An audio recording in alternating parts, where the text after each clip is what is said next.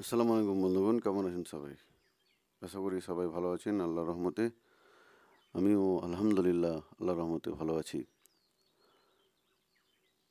আল্লাহ তাআলা মানুষকে পৃথিবীতে সর্বশ্রেষ্ঠ মাখলুকাত করে পাঠিয়েছেন।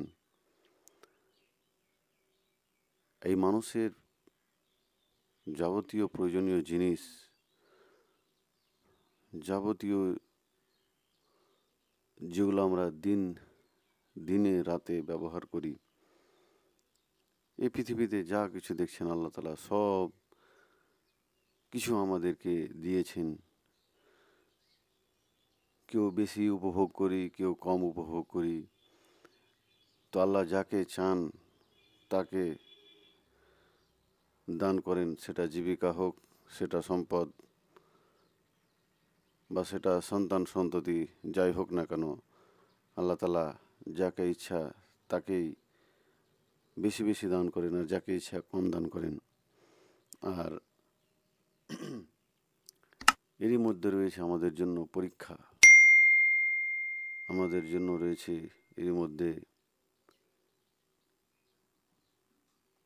এক পরীক্ষায় আমরা আছি। আল্লাহ আমাদের প্রত্যেকটা মুহূর্ত এই পৃথিবীর মধ্যে আমরা পরীক্ষা দিচ্ছি। আল্লাহ তাআলা আমাদের জীবিকা দিয়েছেন, খাদ্য দিয়েছেন, বা আমরা অহরহ শুনতে পাই, বিভিন্ন উলেমায়ে কেরামের মুখ থেকে শুনতে পাই যে আমাদের খাদ্য যে আমরা গ্রহণ করি, যে আর সম্পদ অর্জন করি, তা হালাল হতে হবে, সেটা হালাল হতে হবে। কিন্তু আমরা কজন সেই দিকে তোয়াক্কা করি? সে হালাল রুজি আমরা যে ভক্ষণ করি, সে ব্যাপারে আমরা কজন ভাবি বা আমরা বুঝি যে আমাদের জন্য কোনটা হালাল এবং কোনটা হারাম? ধরেন, উদাহরণস্বরূপ আমি বলতে পারি, ধরেন আপনি কিছু সম্পদ বা কিছু ফসল, যাই হোক না কেন, কিছু আপনার কাছে এলো, আপনি মেহনত করলেন বা যাই করলেন না কেন, আপনার সেখান থেকে কিছুটা হলেও, যদি আপনার যেভাবে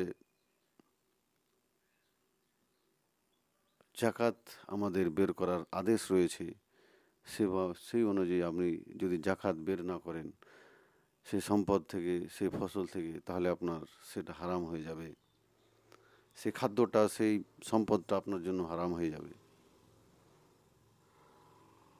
আর যদি আপনি হারাম জিনিস আপনার পেটের মধ্যে যায়, বা আপনি যদি সেটা ভক্ষণ করেন, আপনার তখন ইবাদত কবুল হবে না। এটাই সত্য যে আমরা এই পৃথিবীর মধ্যে, আজকে আমরা এই পৃথিবীর সম্পদ আর এই পৃথিবীর ধন দৌলতের মধ্যে আমরা এত হারিয়ে গেছি যে আজকে আমরা হালাল হারাম বুঝি না, যে আমাদের জন্য কোনটা হালাল হবে এবং কোনটা হারাম হবে সেটা আমরা বুঝি না। তো এইটা আমাদের চরিত্র, এটা আমাদের আকীদা। আমরা বিভিন্ন বাইরেও কাজ করতে যাই, বাইরে কোনো কন্ট্রাক্টর বা কন্ট্রাক্টারি করি, বা বাইরে কিছু লোকজন নিয়ে কোনো কিছু কাজ আমরা নিই, সেটা রাস্তার হোক, সেটা যেই বিল্ডিং তৈরি হোক, তো আমরা কি বলতে পারবো সেখানে আমার নিজের দেখা, বা আমি আমার নিজের যতটুকু মানে অভিজ্ঞতা, তা থেকে বলছি আমি, যে একজন কন্ট্রাক্টর বা একজন ঠিকাদার যে বাইরে গিয়ে কাজ নেই, তার যে অর্থ, তার যে সম্পদ, কতটুকু সে মনে করে সে হালাল।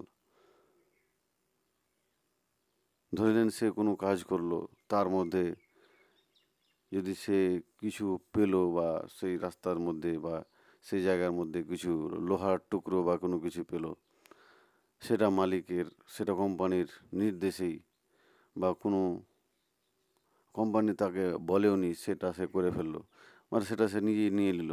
এরকম এরকম করে সে তার রোজগারটাকে হারাম করলো।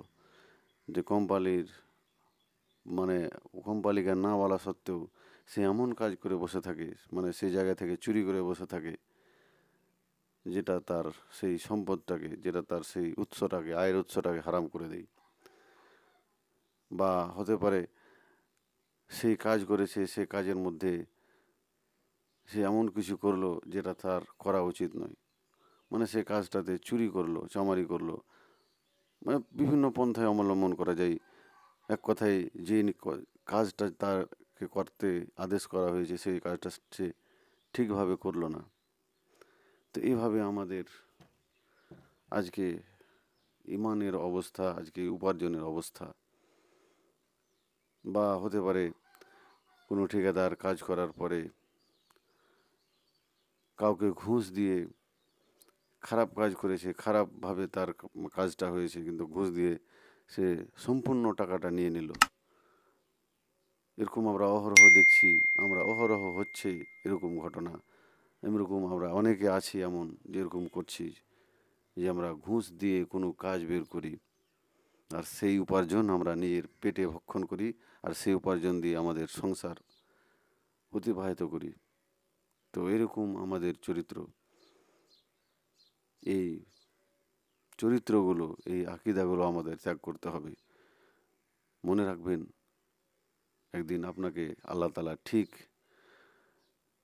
ধরবেন এবং বলবেন, তুমি এই কাজগুলো করেছো, এই যে তোমার কাজের মধ্যে তুমি যে চুরি করেছো, এই কাজের মধ্যে তুমি ফাঁকি দিয়ে পয়সা উপার্জন করেছো, এটা তোমার হালাল না হারাম হয়েছিল। আপনাকে সেদিন হিসাব আপনাকে দিতে হবে।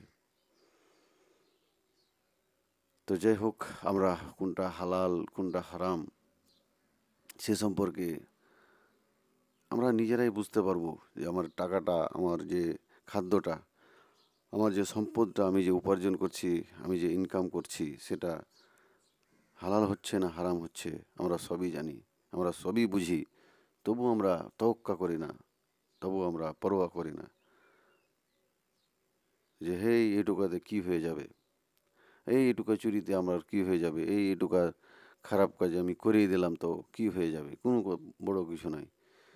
কিন্তু কেয়ামতের মাঠে আপনি দেখবেন যে আপনার হিসাব যখন করা হবে মিজান বা দাঁড়িপাল্লাতে, তখন আপনার ওই ছোট ছোট গুনাহগুলো, এই ছোট ছোট গুনাহগুলো পাহাড় সমান হয়ে গেছে। তখন সেই দিন আপনি কিছুই করতে পারবেন না।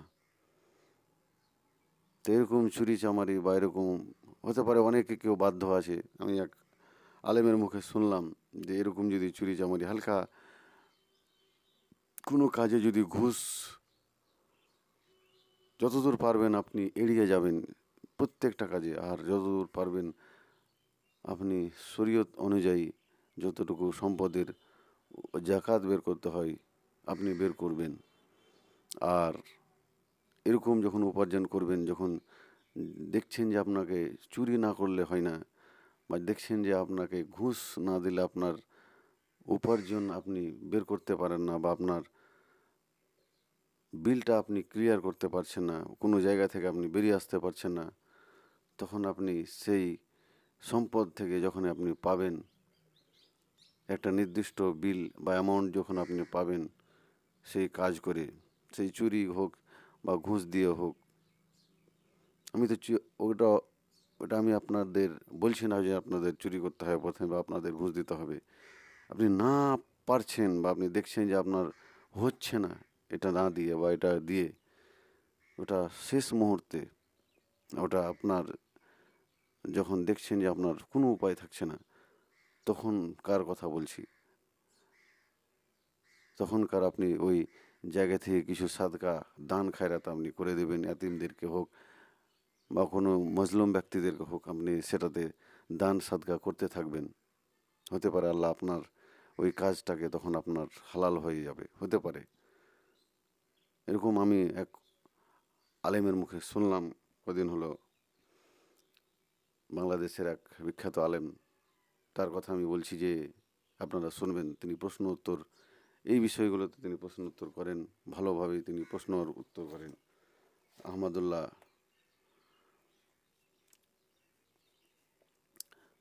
যে আলেম আছে বাংলাদেশের, তার কথাগুলো শুনি বা তার প্রশ্ন উত্তর আমি দেখি, তো তার মুখ থেকে শোনা। তো আপনি প্রত্যেকটা জিনিস ভেবেচিন্তে করবেন, প্রত্যেকটা জিনিস ভেবেচিন্তে উপার্জন করবেন, এটাই আমি আপনাদের কাছে আজকে বলতে চাইছিলাম। আর আর আজকে যে সূরা আলোচনা করব সেই সূরার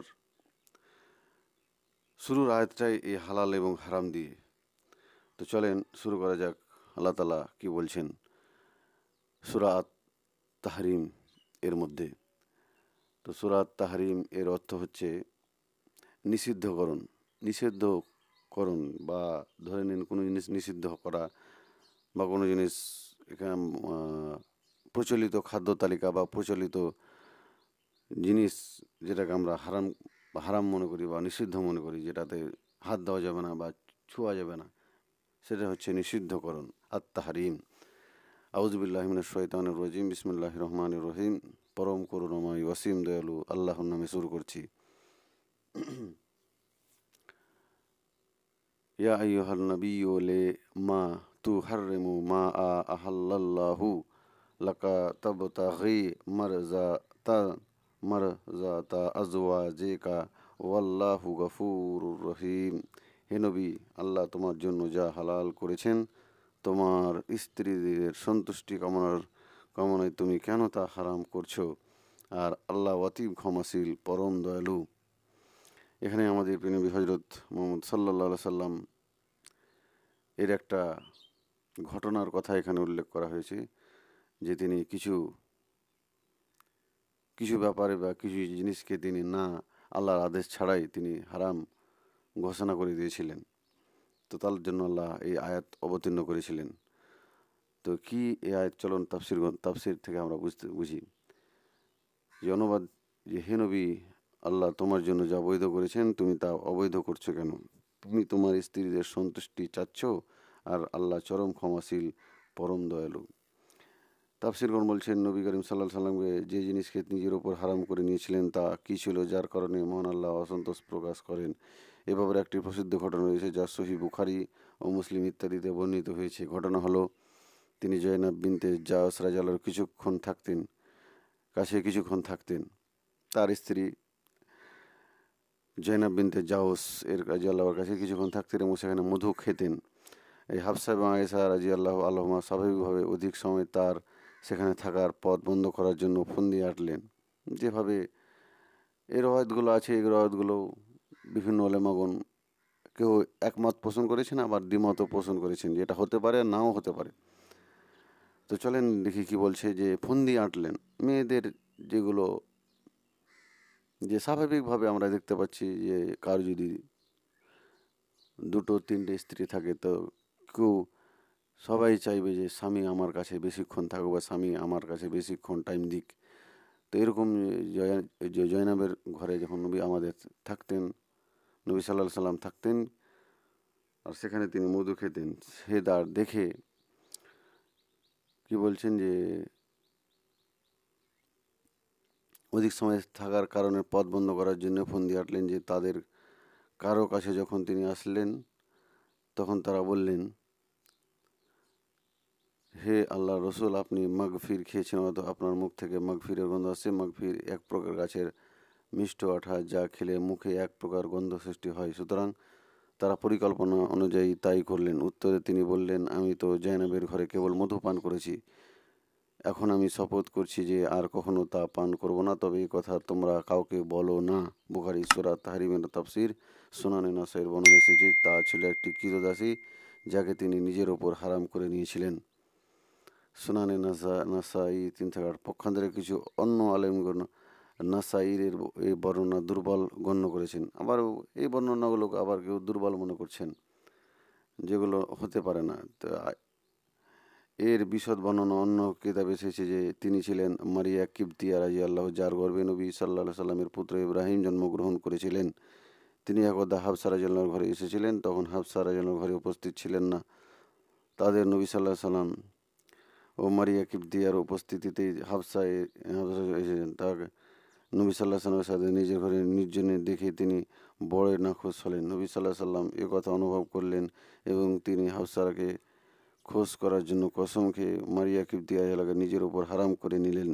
আর হাফসা রাদিয়াল্লাহু তাকিদ করলেন যে তিনি যেন এ কথা অন্য কাউকে না বলেন। ইমাম ইবনে হাজার প্রথম মতো বলেন যে এই ঘটনা বিভিন্ন সূত্রে বর্ণিত হয়েছে যা একে অপরের বলিষ্ঠ করে। দ্বিতীয়ত তিনি বলেন যে হতে পারে এই একই সময়ে উভয় ঘটনায় এই আয়াত অবতীর্ণ হওয়ার কারণ হয়েছে। ফাতাহুল বারি সূরা তাহরিম তাফসির। ইমাম সাউকনি এ কথার সমর্থন করে উভয় ঘটনাকে সঠিক বলে মন্তব্য করেছেন। এ থেকে পরিষ্কার হয়ে যায় যে আল্লাহর হালাল করা জিনিসকে হারাম করা অধিকার কারণেই এমনকি রসুল সাল্লা সাল্লামের এও ছিল না।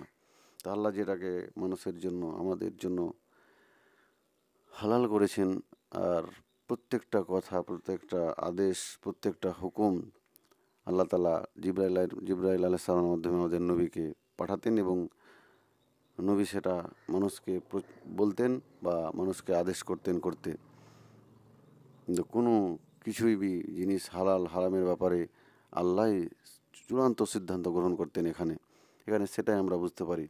এই ঘটনার মধ্যে যাই হোক না কেন, সেই ঘটনা যে হতে পারে সেটা মধু হতে পারে বা হতে পারে একটা স্ত্রীকে হারাম করার ব্যাপারে তিনি বলেছিলেন। এগুলো তাফসিরগণ বলছেন যে কোনো স্ত্রীকে হারাম এর ফতোয়া দিয়েছিলেন আমাদের প্রিয় নবী হযরত মুহাম্মদ সাল্লাল্লাহু আলাইহি সাল্লাম। এই দুটো ঘটনা হতে পারে, কেউ কেউ বলছেন, আর কেউ কেউ বলছেন একটি হতে পারে।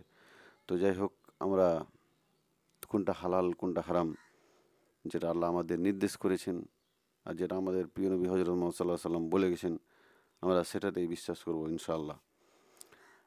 তো এরপরে 2 নম্বর আয়াতে আল্লাহ তাআলা বলছেন, কাদ ফারাজাল্লাহু লাকুম তাহিল্লাতা আইমানিকুম ওয়াল্লাহু মাওলাকুম ওয়া হুয়াল আলিমুল হাকিম। নিশ্চয়ই তোমাদের জন্য শপথ হতে মুক্তির বিধান রয়েছে। নিশ্চয় তোমাদের জন্য শপথ হতে মুক্তির বিধান দিয়েছেন, আর আল্লাহ তোমাদের অভিভাবক এবং তিনি সর্বজ্ঞ প্রজ্ঞামন। যে আল্লাহ বলছেন যে আল্লাহ তোমাদের শপথ হতে অব্যাহতি লাভের ব্যবস্থা করেছেন, আল্লাহ তোমাদের সহায় এবং তিনি সর্বজ্ঞ প্রজ্ঞাময়। তাফসীরগণ বলছেন যে অর্থাৎ কাফফারা আদায় করে সেই কাজ করার অনুমতি দিলেন যে কাজে না করার জন্য তিনি কসম খেয়েছিলেন। আল্লাহ তোমাদের শপথ অব্যাহতি লাভের ব্যবস্থা করেছেন। তো আল্লাহ তাআলা এই যে আল্লাহ আমাদের প্রিয় নবী যখন এই হারাম ঘোষণা করেছিলেন তার জন্য তাকে কিছু কাফফারা দেওয়া হয়, তাকে কিছু জরিমানা করা হয়েছিল যে কাজ না করার জন্য তিনি কসম খেয়েছিলেন। কসমে এই কাফফারা সূরা মাইদা 5 থেকে 79 নম্বর আয়াতে বর্ণিত হয়েছে। তাই নবী সাল্লাল্লাহু আলাইহি সাল্লাম কাফফারা আদায় করলেন।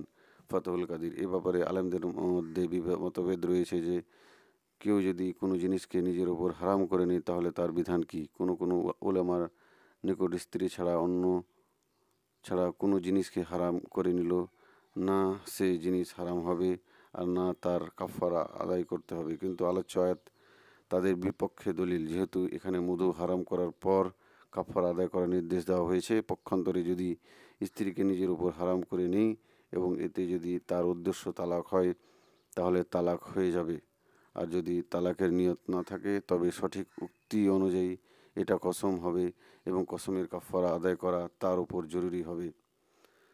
তো আল্লাহ তাআলা এভাবে আমাদের পথ দেখান বা এভাবে মানুষকে বা এভাবে আমাদের প্রিয় নবী হযরত মুহাম্মদ সাল্লাল্লাহু আলাইহি সাল্লামকে পথ দেখিয়েছিলেন যে আমরা হুট করে কোনো জিনিস বলে বসবো না। এমন জিনিস যেটাতে শরীয়ত ভিন্ন কথা বলে যে আমরা আমাদের স্ত্রীকে হুট করে আমরা যে তালাক কথাটা বলে দিই, এটা বলা উচিত নয় বা এটা করা উচিত নয়। এমন জিনিস আমরা কসম খাবো না বা এমন জিনিস আমরা করব না যাতে করে সেটার জন্য আমাদের বা সেটা শরীয়তের বিপক্ষে চলে যায়। আর যদি আমরা কসম খেয়ে নিই তাহলে আমাদের কিছু জরিমানা বা আমাদের কিছু কাফফারা আদায় করতে হবে, তাহলে আমরা সেখান থেকে সেই গুনাহ থেকে মুক্তি পাবো ইনশাআল্লাহ। এখানে সেটাই কথা বলেছেন। আর আল্লাহ এই ব্যাপারে সব থেকে জ্ঞানী প্রজ্ঞাময়, আল্লাহ সব কিছু জানেন। এরপরে নম্বর আয়াতে আল্লাহ বলছেন ওয়া ইজ আসাররান নাবিয়্যু ওয়া ইজ আসাররান নাবিয়্যু ইলা বা'জিল আজওয়াজিহি হাদিসান ফালাম্মা নাব্বাআত বিহি ওয়া আযহারাহুল্লাহু আলাইহি আররাফা বা'যাহু ওয়া আরাযা আম বা'জিন ফালাম্মা নাব্বাআহা বিহি نبأها به قالت من أنبأك هذا قال نبأني العليم الخبير। আর যখন নবী তার এক স্ত্রীকে গোপনে একটি কথা বলেছিলেন, অতঃপর যখন সেই স্ত্রী অন্যকে তা জানিয়ে দিল এবং আল্লাহ তার নবীর কাছে এটি প্রকাশ করে দিলেন, তখন নবী কিছুটা তার স্ত্রীকে অবহিত করলো আর কিছু এড়িয়ে গেল। তখন সে তাকে বিষয়টি জানালো। তখন সে বলল, আপনাকে এ সংবাদ কে দিল? সে বলল, মহাজ্ঞানী ও সর্বজ্ঞ আল্লাহ আমাকে জানিয়েছেন। তো আল্লাহ তাআলা সব কিছু জানেন, সব কিছু তিনি খবর রাখেন। প্রত্যেকটা আমরা অন্তরে যা কিছু বলি বা আমরা অন্তরে যা কিছু প্রকাশ করিও না, অন্তর থেকে আমরা ভিতরে রেখে দিই কোনো কথা, আল্লাহ সব কিছুর খবর রাখেন। এ আয়াত থেকে সেটা বোঝা যায় যে এখানে তাফসীর বলছেন সেই গোপন কথা ছিল মধু অথবা মরিয়া রাজিয়াল্লাহকে হারাম করে নেওয়ার কথা, যা তিনি সাল্লাল্লাহু আলাইহি সাল্লাম হাফসা রাজিয়াল্লাহকে বলেছিলেন। অর্থাৎ হাফসা রাজিয়াল্লাহ সে কথা আয়েশা রাজিয়াল্লাহর কাছে গিয়ে বলে দিলেন। অর্থাৎ হাফসা রাজিয়াল্লাহকে বললেন যে তুমি আমার গোপন কথা প্রকাশ করে দিয়েছ, তবে স্বীয় সম্মান ও মহত্বের দিকে লক্ষ্য করে সমস্ত কথা খুলে বললেন না। যখন নবী সাল্লাল্লাহু আলাইহি সাল্লাম হাফসাকে বললেন যে তুমি আমার গোপন কথা প্রকাশ করে দিয়েছ, তখন হাফসা আশ্চর্যান্বিত হলেন, কারণ তিনি আয়েশা রাদিয়াল্লাহু ব্যতীত অন্য কাউকে কথা বলেননি এবং আয়েশা রাদিয়াল্লাহু যে কথা রাসূল সাল্লাল্লাহু আলাইহি সাল্লামকে বলে দেবেন তা সে আশঙ্কা তার ছিল না, কেননা তিনি এই ফন্দিয়াটার কাজে তার শরীক ছিলেন। এ থেকে বোঝা যায় যে কোরআন ছাড়া অন্য বিষয়ে ওহীও তার উপর অবতীর্ণ হয়েছে। আরও বোঝা যায় যে তিনি গায়েবের খবর জানতেন না। আমাদের প্রিয় নবী গায়েবের খবর জানতেন না, তাকে ওহীর মাধ্যমে আল্লাহ তাআলা তাকে সব কিছুই জানাতেন। এটা থেকে এই আয়াত থেকে সেটাই আমরা বুঝতে পারি, আল্লাহ যেটা তাকে আমাদের প্রিয় নবীকে আদেশ করতেন বা নির্দেশ দিতেন বা যেটা জানাতেন, একমাত্র তিনি সেটা জানতে পারতেন। তো আমরা কোনো জিনিস আমাদের এখান থেকে এটা আমরা শিক্ষা নিতে পারি, যদি কাউকে কোনো গোপন কথা, একটা কথা যে আমরা নিজের গোপন কথা কাউকে বলবো না, এখান থেকে সেটাও বোঝা যায় যে আমরা নিজের গোপন কথা কাউকে বলবো না। যে এমন কথা যে আমরা যে গুনাহগুলো করে ফেলি, যে আমরা নির্জনে একান্তে আমাদের দ্বারা যদি গুনাহ বা আমাদের যারা কোনো খারাপ কাজ হয়ে যায়, তাহলে আমরা সেটা কাউকে বলবো না, এমনকি নিজের স্ত্রীকেও বলা উচিত নয়। আর সেই কথাগুলো আপনি কাকে বলবেন? এক আল্লাহকে বলবেন।